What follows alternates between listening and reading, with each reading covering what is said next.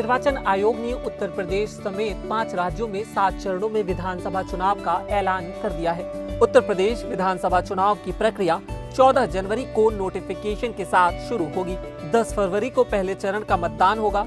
वहीं पंजाब, गोवा और उत्तराखंड में चुनाव प्रक्रिया दूसरे चरण में 21 जनवरी को नोटिफिकेशन के साथ शुरू होगी। इन राज्यों में 14 फरवरी को मतदान होगा।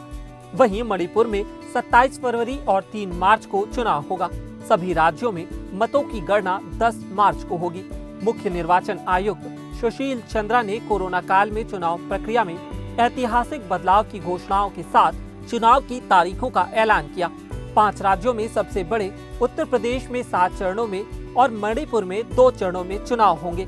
साथ ही पंजाब, उत्तराखंड और गोवा में 1 चरण में ही मतदान संपन्न किया जाएगा। चुनाव से पहले कोरोना की स्थिति को देखते हुए 15 जनवरी रोड शो, बाइक और साइकिल रैली, पदयात्रा और नुक्कड़ सभाओं पर रोक लगा दी है। बता दें कि वर्ष 2024 में होने वाले लोकसभा चुनाव के सेमीफाइनल के तौर पर इन विधानसभा चुनावों को देखा जा रहा है। इन 5 राज्यों में सबसे ज्यादा महत्वपूर्ण लोकसभा में सीटों की संख्या के हिसाब से उत्तर प्रदेश है। उत्तर प्रदेश विधानसभा में कुल 403 सीटें हैं, जिसमें बीजेपी के पास वर्तमान समय में 325 सीट हैं। साथ ही समाजवादी पार्टी के पास 47 और बहुजन समाज पार्टी के पास 19 सीटें हैं। कांग्रेस के पास महज 7 और निर्दलीय भी 5 सीटों पर काबिज हैं। उत्तर प्रदेश के बाद पंजाब की बारी आती है। इस राज्य में विधानसभा की कुल 117 सीटों में से 3 बीजेपी के पास हैं। वहीं कांग्रेस के पास 77 और आप के पास 20 सीटें हैं।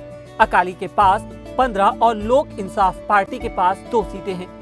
इसके बाद उत्तराखंड की बारी आती है, जहां विधानसभा की 70 सीटों में से 56 बीजेपी के पास हैं। इसके अलावा कांग्रेस के पास 10 सीटें हैं। इसके साथ ही 2 सीटों पर निर्दलीय और 2 सीटें रिक्त हैं। उत्तर पूर्व भारत में स्थित मणिपुर में विधानसभा की कुल 60 सीटें हैं, जिसमें से बीजेपी के पास 24 हैं और कांग्रेस के पास 17। बीजेपी ने एनपीपी, एलजेपी और निर्दलीय विधायकों के समर्थन के साथ सरकार बनाई है।